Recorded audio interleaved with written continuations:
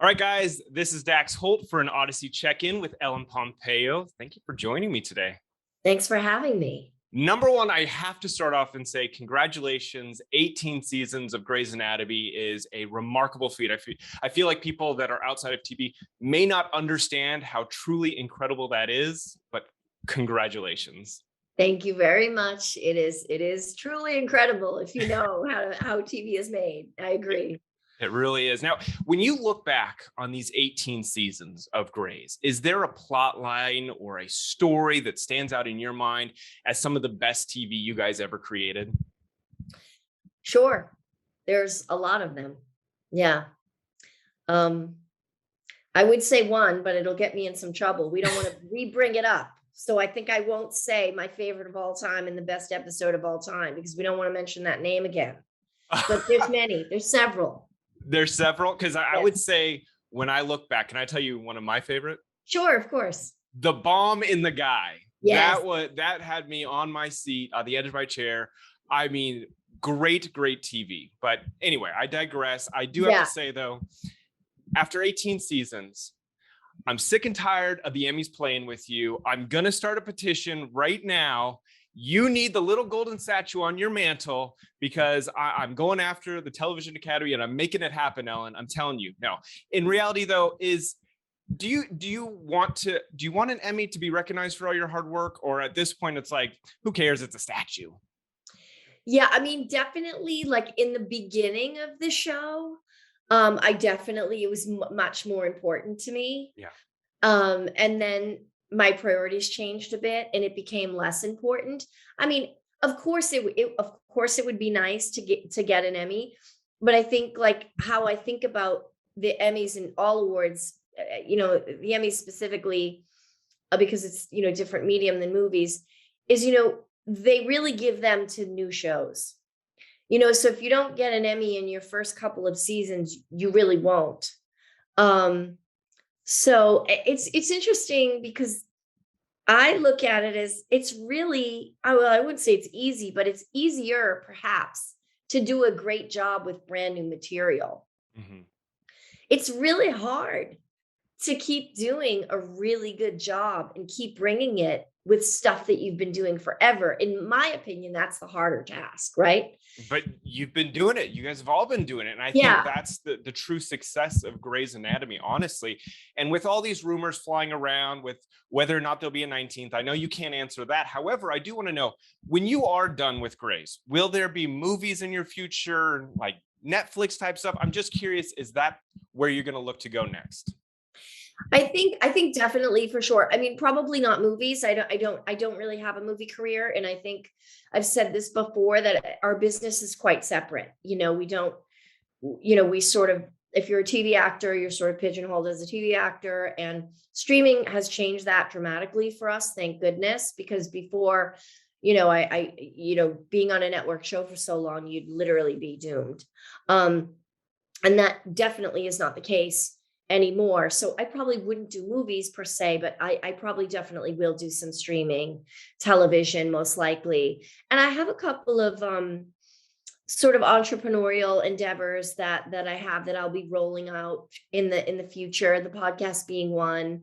So I'm just kind of trying to, play in some different areas and do a few new things, but I'm sure I'll act again. Yes. And I am developing something right now. So we'll see if that's meant to see the light of day. But I'm trying to do a few different things to keep it, mix it up a bit.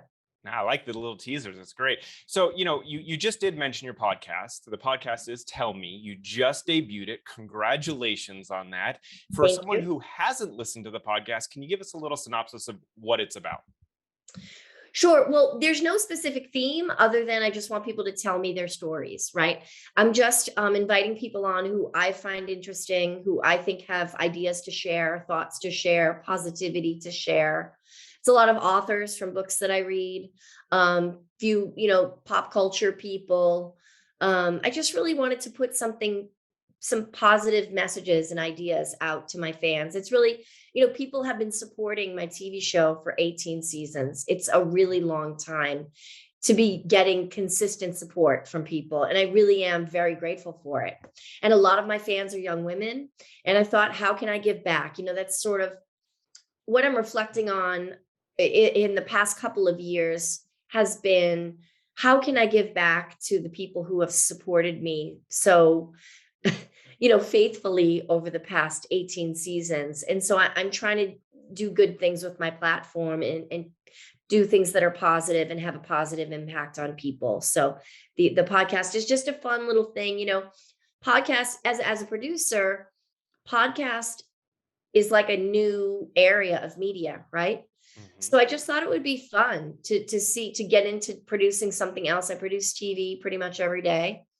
And this is a new form of producing. It's producing a completely different medium. And so I just thought it would be a fun exercise to try to learn a new game, see how this podcast thing works, and try it out and see if people respond to it in the same way, and just to learn a new skill, produce something new. Well, people are already responding to it well. I see everyone's talking about it right now. Who would be your dream guest, though, to have on there? Because I think that is always a really interesting question to ask someone is, if you could have anyone in the world, who would be the person you'd like to sit down with on your podcast? I mean, that's an easy one. Michelle Obama. Come on. Isn't that who we all want to sit down with? Absolutely. I would love to have her on.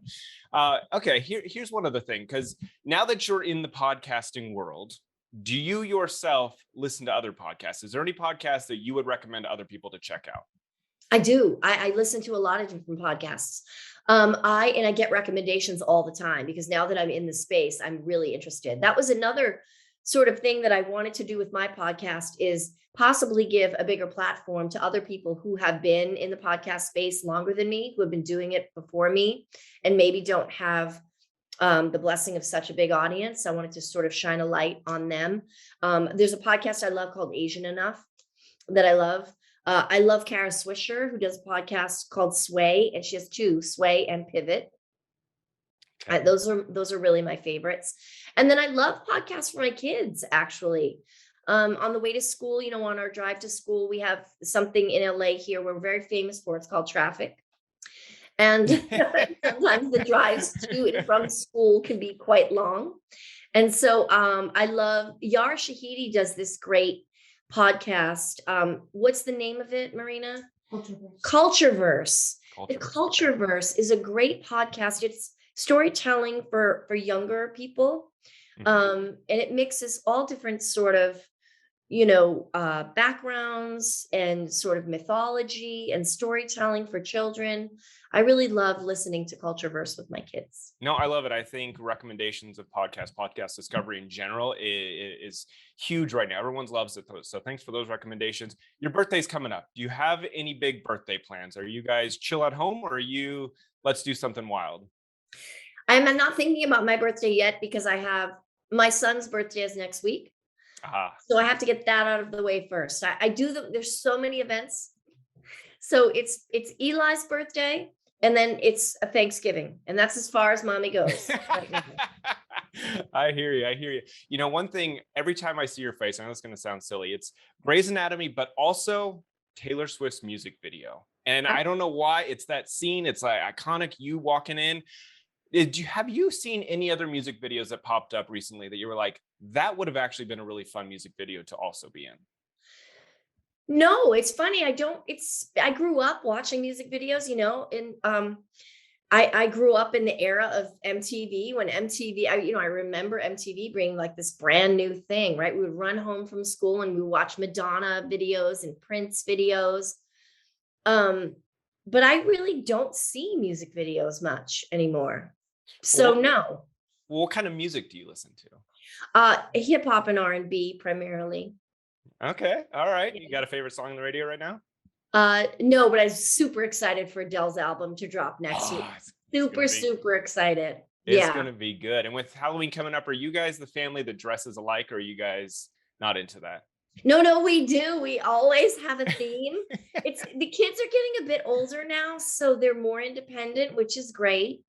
But we still haven't figured out this year, but we usually do a theme, whether it's all superheroes or whatever it is. So I don't know, but yes, we are definitely a family of we try to all get together and do a theme. I thought my daughter suggested that we do the Schitt's Creek family, Oh, that is a which would be fantastic amazing. idea. But there's no little Fantastic. kids. We have two little kids, so I don't know what the little kids could be. So Well, why not? Just the younger ones. Was it David and Alexis? yeah, yeah, yeah, yeah, yeah. They This little definitely miniature can't be version. That's David and great. Alexis. Yeah, it's true.